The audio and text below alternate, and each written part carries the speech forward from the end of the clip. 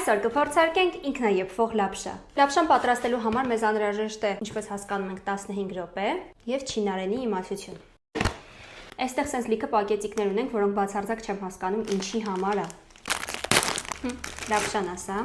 Քզիպները ինչքան քիչ են դրել։ Այնուհանդերձ վերցնում ենք սա։ Դցնում ենք այս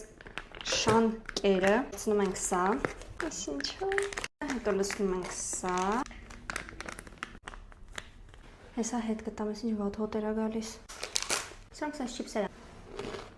Ավելացնում ենք ջուրը, թույն եմ սարքում։ Վերջում ավելացնում ենք ամանի հեղուկը։ Այստեղ ներսի ինքը ինդիկատոր ունի, մինչև այդ ինդիկատորը ջուրը լցնում ենք ու ուղղակի դնում ենք այս պակետիկը, հա։